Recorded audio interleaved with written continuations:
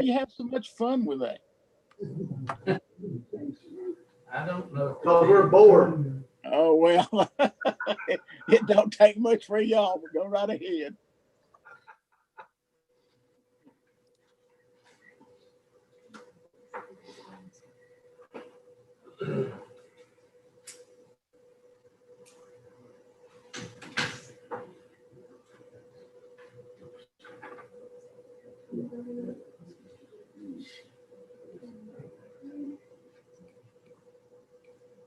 Okay, Chairwoman, I think we're good to go.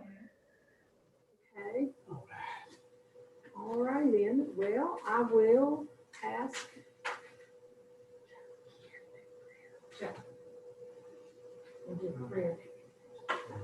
We'll call the meeting to order, and I'll ask Chuck Vines to lead us in prayer, please. Heavenly Father, we come tonight giving you thanks for the many blessings you've shared with each and every one of us today. Father, as you lead each person here tonight, lead, guide, and direct in the decisions that we're about to make as a people, decisions that are most best for the communities and the towns and the counties in which we live. We come also to thank you for your Son, Jesus Christ, for his through him we do pray. In Jesus' name, amen. Amen. Thank you. Now we'll stand and do the pledge to the flag. Okay. Attention, salute, pledge. I pledge allegiance to the flag of the United States to the republic, one nation, under God, indivisible, liberty and justice for all. Thank you.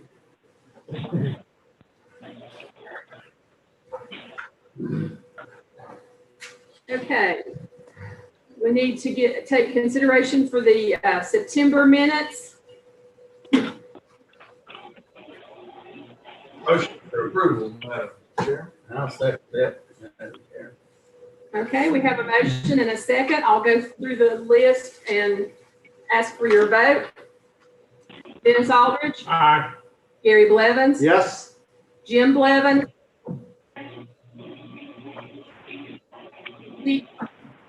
Is he here, Victoria? I didn't see his name. I don't believe so. Okay. Rennie Brantz. Yes. Wes Brinegar. Yes. Rocky Buchanan.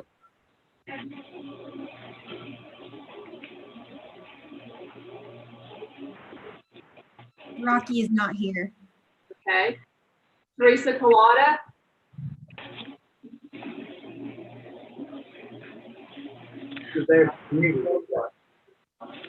She's muted. Muted. Yeah. Teresa Collada. Yes. Okay. We're asking for votes on approval of the September minutes, Teresa. Yeah. If I can figure out how to.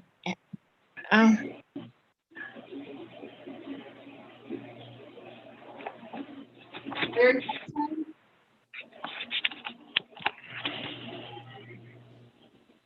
Larry here. Yes. Larry Fontaine is not here. Okay. Ron Staff. Tom Hartman. yes. Robert Johnson. Yes, I said that. Oh yeah, you did. I'm sorry. Mark Johnston. Brenda Wirely. Yes. Doug Matheson. Yes. Kelly Mullane. Yes. Bill Osborne. Yes. Johnny Riddle. Yes. Paul Robinson Jr. Yeah.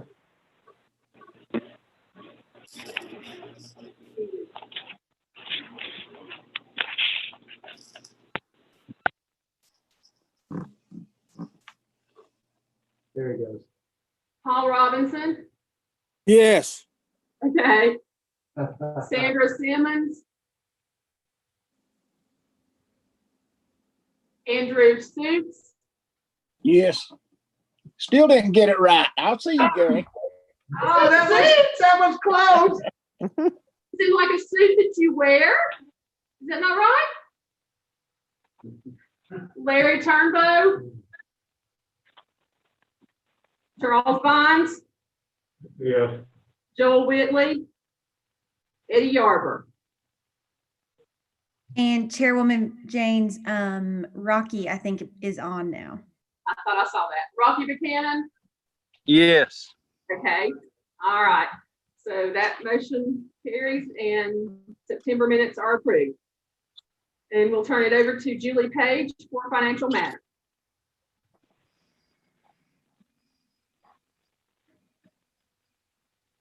Okay. Can you guys hear me okay? Okay. So what you have in front of you is our financials at the end of September 30th.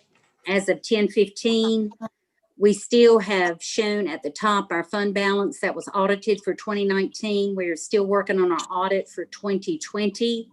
So 2021, when you look at the year-to-date expenditures compared to the fund balance, I think that we all know that we are still shooting to keep us above 16%. But because we had the large inflow of grants for both agent and workforce, it made our budget go up to $7,731,368. And if at the end of next year, when we do the audit at 2021, and we are below that 16%, Julie as executive director, I as finance officer will work on a proposed plan that we will bring back to the board for us to have the opportunity to get that fund balance back up within a 3-year period at the maximum. So down below, you'll see fiscal year 2021, you see the budget. Right now, our revenue is $722,171. Our expenses are $666,281, and it shows the revenues over expenditures $55,890. Our cash balance in the operating account, of course, is $200,781. Our capital cash management trust account is $1,225,180. So our total cash that we have is $1,425,961. I've researched with Capital Management Trust, and I've researched with First Horizon, trying to see any way that I can move those funds to earn more interest income. But with the market where it is, we're really getting about the best interest rate that we can on that. The only other place that I plan to research is maybe with a local bank here in Watauga that may give us the opportunity to get a CD, and maybe we can get a little bit higher interest rate. But I'm probably going to wait until after the election so that we kind of see where the economy goes. And I've managed inflows, outflows, so I'll know how much I can actually lock down into a CD that we would not have to close out. Then the notes on here indicate that we still are on our audit. We have not determined a date where they'll be on site, but we've given and provided to the auditors all of the requested information to date. But I don't know when they plan to have our audit ready. We normally have the audit ready and present it to you in either November or December. But the local government commission gave all of the local governments, because of this pandemic, the opportunity to present and have the audit completed by January 31st. So I will keep you posted every meeting, but I'm trying to push the auditors to get this done as quickly as we can. And then the other new module that we're adding, our iSolve payroll, we are starting to add a benefits module, and we're going to go paperless, so that our employees will have the opportunity to go online and make selections about their benefits, and also print off their own paper W-2s.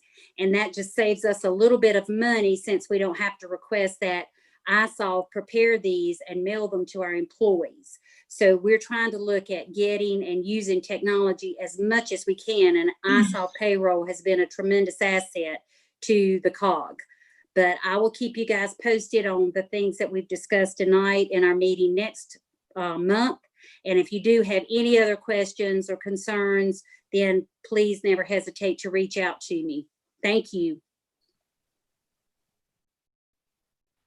Does anybody have any questions for Julie?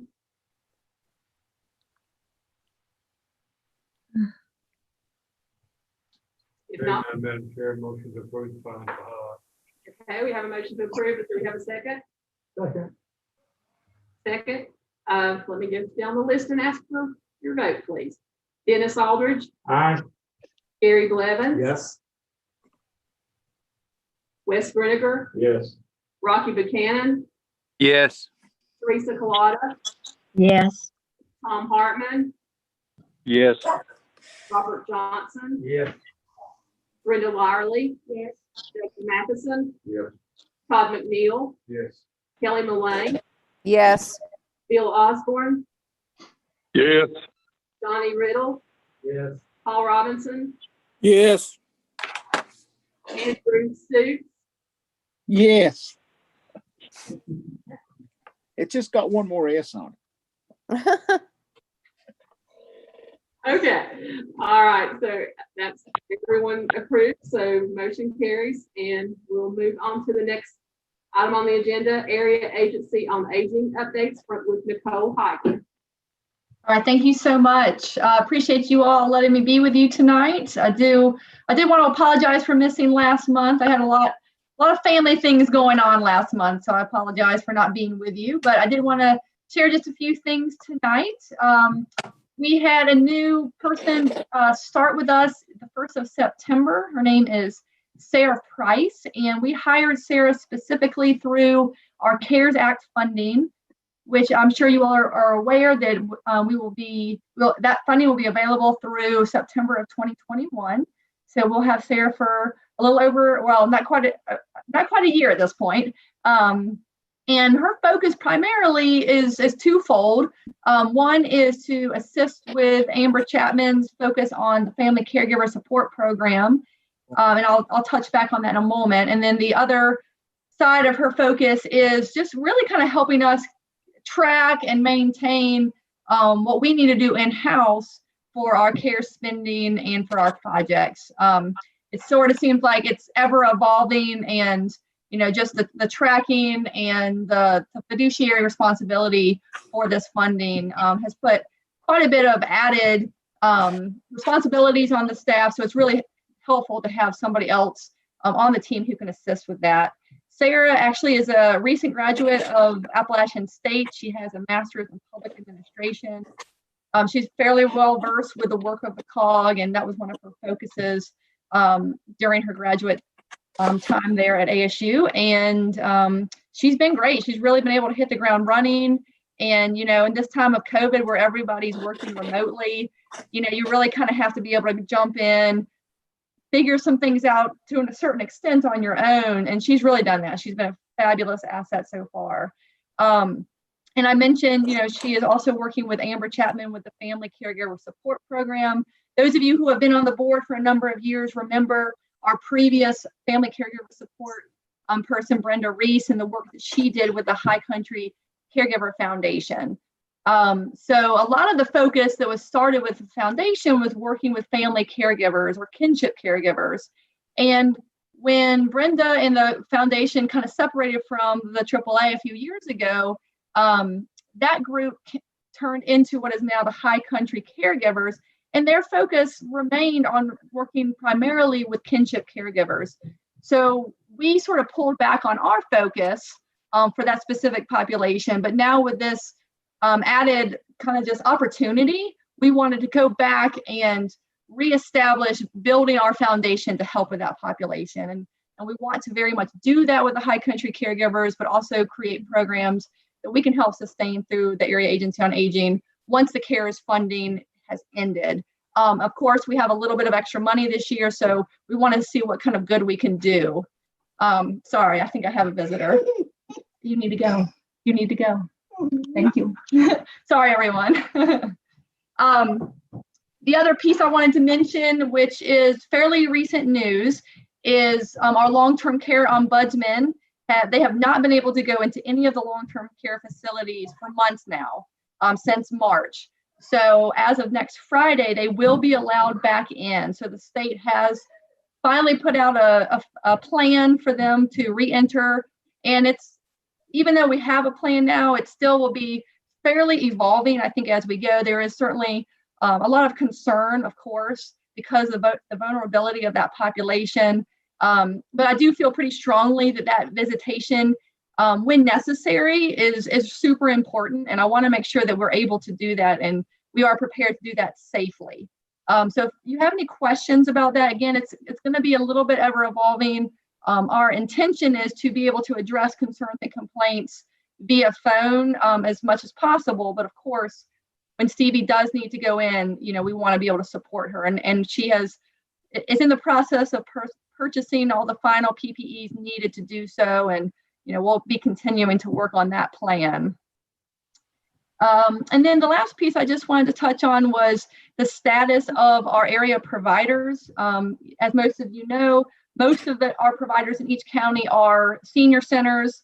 We do have a few extra providers in Wilkes County. So we have our senior center as well as an adult daycare program and a senior nutrition program. I believe I've touched base on this probably about every month we've met, since COVID started. And for the most part, most of the senior centers have remained closed, even though with phase 3 reopening, it's sort of opened up a little bit more leeway for them. Wilkes County or Wilkes Senior Resources have reopened their senior center, I believe as of last week. And Avery County Senior Center actually has been open since July. None of our other centers are open, but everybody is trying to do the best they can to do as much remote programming or outside programming. And those that have begun to open are opening on limited basis. And of course, everything's highly modified to be able to social distance, maintain sanitation, et cetera.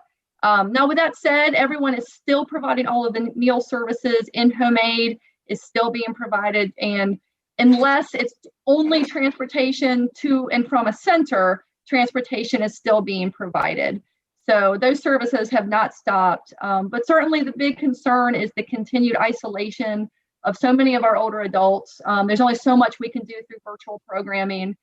We all are quite aware of the limitations that we have in our rural counties accessing the internet. And of course, with older individuals, they may not have access at all to the internet or any interest if they do have access or ability to pay for a device in order to do those virtual programs. So we're doing the best we can, trying to find creative solutions, but it's certainly a bit of a challenge at times. So those are kind of the main points I wanted to just update you all on, and I would be more than happy to take any questions if anyone has any.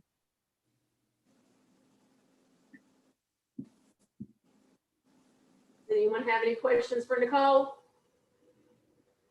Like you covered everything. Thank you.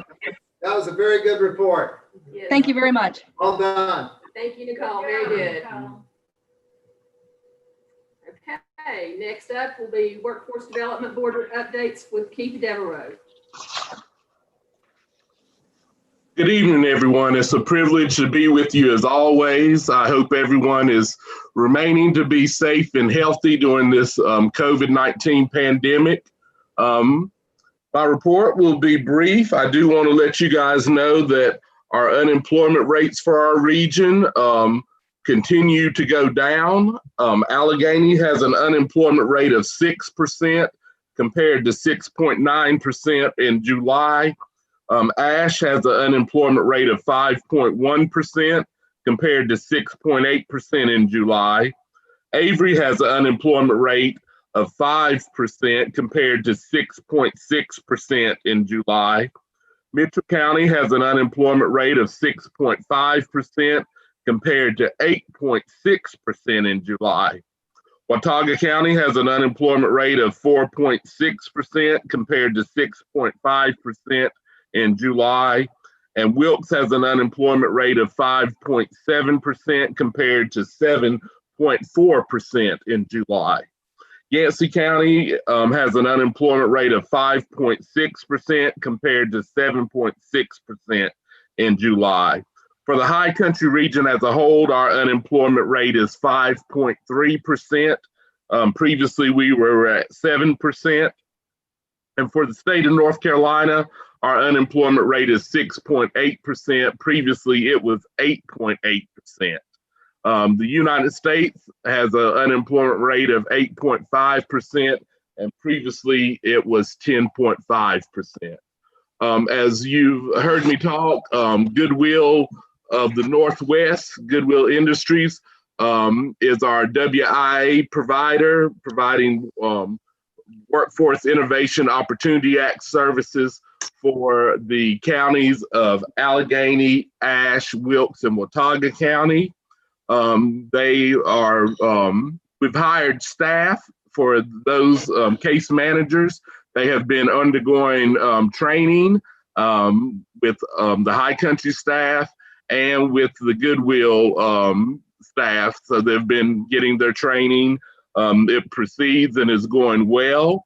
We recently hired a case manager for the Ashe to cover Ashe and Allegheny counties. Her name is Veda Johnson. So we just completed her interview last Friday. And so we were happy that we got someone selected. So workforce services are being provided. Our NC Works Career Centers, they are open and they're open to the public by appointment. However, if someone comes up and knocks on the door and they do not have an appointment, they are being seen. We felt that it was very detrimental that we needed to get open for those people that needed the one-on-one workforce services, and particularly in our area where people do not have access to broadband or computer access. So they have access to complete their unemployment claims online because they have gotten away from doing them by phone. So that was one thing we were happy that we could open up and provide those services for those that do not have the computer technology to meet those needs. So things are going well in the Avery, Mitchell, Yancey area where Malin Community College is providing our workforce services. They are both doing workforce services in person, and they are still providing remote virtual services in all 7 of our counties. Our providers are doing a combination and hybrid of both.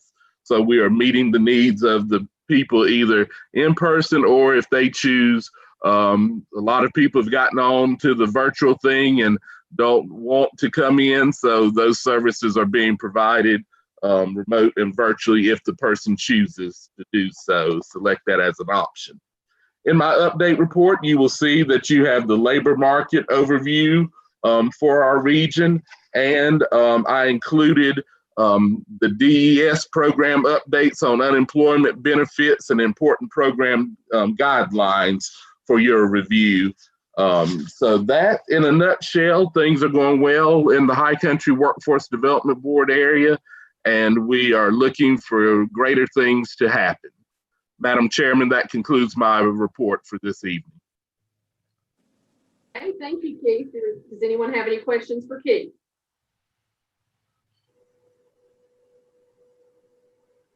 All right, thank you, Keith. We appreciate it very much. Well, Madam Chairman, I have one question, if I could. This is Andrew Suits from Wilkesboro. I've noticed that all of the employment figures are down. Can you tell me what places that they are mainly being, the employment's going to is kicking back up? Who's getting the jobs, where the jobs are being created? Well, Commissioner Andrew Suits, that is a good question. Where that is happening, as you know, just from riding around, you are seeing that and probably hearing from business owners and employers that you see now hiring a lot of jobs. What we are hearing now is that employers have jobs available, but that they are having a hard time filling those jobs. So it's sort of the catch-22. A lot, like in the labor market interview, you see who's hiring. Lowe's Companies, Carroll's Corporation, Food Line, Appalachian Regional Healthcare System, Appalachian State, Wilkes County Schools, Lowe's Foods, and Ashe County Schools. Those have been the people who have been doing the most of the hiring in the last 90 days from September 19th to 2020. A lot of it is still that when you see after a certain point of time, after 12 weeks, then people who are considered unemployed, they drop off. They're not counted after 12 weeks. So unemployment benefits are only going to run for 12 weeks unless there's that federal additional unemployment grant that lets them get that on top of the state benefits and extends it for a couple of weeks. But after 12 weeks, if someone does not find unemployment or go to work, then they drop off and they're no longer counted in the unemployment pool. So that's always been sort of disclaimer that, you know, you think, okay, well, did they go to work or what? But it's just that after that, after 12 weeks, the state of North Carolina does not count them as unemployed. So they could still be there. Yeah, they could still be unemployed. Very well, it could be that they're, you know, moved in with someone, but they're just not getting benefits and they're not counted in the state total of being unemployed, which is, you know. Just one more thing. Sure. If you would, Keith, on like the food industry and restaurants and stuff like that, are they starting to come back now, or are those people still just not being counted now? Slowly but surely we are seeing that, but the biggest thing is we are still hearing that workers are not coming in. And, you know, as everyone knows, the food, restaurant, and tourism industry, that's what really is a big driver for our high country area.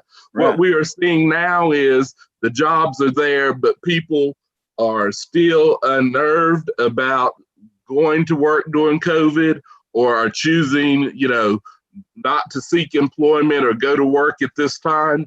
So that industry was really hard hit, and the North Carolina Department of Commerce, they are tracking and looking at ways, and our business relations team is reaching out to the tourism and recreation and restaurant industry to see what help they're needing or what problems they are encountering besides just not having people to come in and apply for the jobs. So it's still that fear out there of job seekers that is it really safe to go back into the large work environment and all that. And that's just, you know, the unforeseen. We don't really know exactly how that's going to play out because it's up to the individual. But I hear all the time when I'm, you know, out talking to employers and industry, jobs are there, but then there's not the people there, the job seekers to fulfill those jobs. Also, what has happened since COVID-19, when industry, business and industry had to scale back and lay people off or close due to COVID, now what we are seeing is the jobs that were there may have changed. So where we're coming in conjunction with our community colleges, we are now going to be faced with training the new job seeker for the new job that is there that has been changed. So that's going to be the next phase of that. But hopefully, as things, you know, progress and get better, we are hoping that people will return to work and that business and industry and employers will be able to fill these vacant jobs. Thank you, Keith. I appreciate it very much. Thank you, Commissioner Andrew Suits. Okay, thank you. Any other questions? Okay, thank you, Keith. We appreciate your report. Thank you. All right, next up, we have report from Advisory Committee and Executive Director, Julie Wiggins. Hi, good evening, everyone. It's great to see you all. I have just really a couple of main updates tonight. Last month, you all voted to amend the charter, and there was a larger discussion around reviewing the charter and the bylaws and seeing if there's some other discrepancies or some updates that are needed. And since the last meeting, Chairwoman James has appointed a charter review committee. That committee is comprised of Commissioner Riddle, Commissioner Aldridge, Mayor Fontaine, Mayor Vines, Mayor Johnson, Mayor James, and Jeff Hedrick and myself will staff that meeting. And it appears as though Thursday, November 5th is the date that works best for everyone. So that process will get started. Also discussed was what's called the forum. And just a quick reminder, the statewide association of COGS has an entity called the Forum that's comprised of a COG board member from every region, and that is called the Forum. And Commissioner Gary Blevins has served on that for the past several years and chaired that committee, and with him rolling off the county commission and the board, there will be a vacancy in the Forum. And Chairwoman James has appointed Ashe County Chairman Todd McNeil as delegate and Avery County Commissioner Dennis Aldridge as alternate. And this is a great opportunity to have a delegate and an alternate so that there can be some information sharing, or if somebody needs to miss a meeting, that the High Country always has representation there at the meetings. So I guess congratulations to both the Charter Review Committee and to our Forum appointments. And speaking of the Forum, the group has been meeting virtually every other month in the midst of COVID, but we did have presentations from what's called NCORE, the North Carolina Office of Resiliency and Recovery, and the Economic Development Administration. And there's just a lot of conversation. There was prior to COVID, but now there's even more conversation around resiliency and recovery. It started with the hurricanes, and certainly now COVID provides a different spin. So that was a good update. And as far as the Economic Development Administration, or EDA, there was a presentation by Hillary Sherman, who let us know that only 1 in 10 of the applications for the competitive COVID EDA funds were awarded. And one of those applications was a project that Phil and his team were involved in collaboration with Land of Sky out of Asheville and Southwest out of Silva. So that project is in the running, and there's continued conversation around that. The specific topic is around outdoor economy asset mapping. And then otherwise discussed at the Forum were the ongoing conversation around legislative priorities as we approach the upcoming long session. So more information on that to come. But one of the hot topics is no different from something that is discussed frequently up here, and that's the issue of broadband.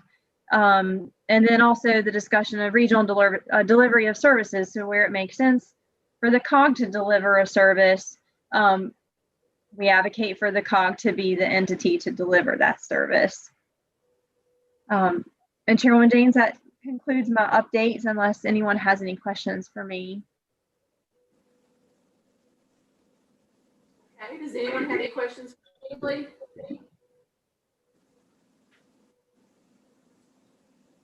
Okay. Thank you. Ms. Julie. Do we have any board member comments?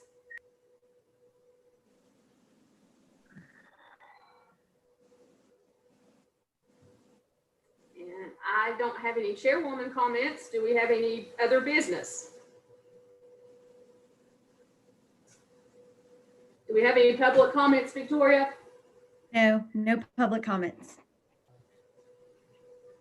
Who wants to make the Okay, motion? Madam Chair, motion to adjourn. We have a motion. I'll second. Second. All those in favor? I'll third it. And say good night.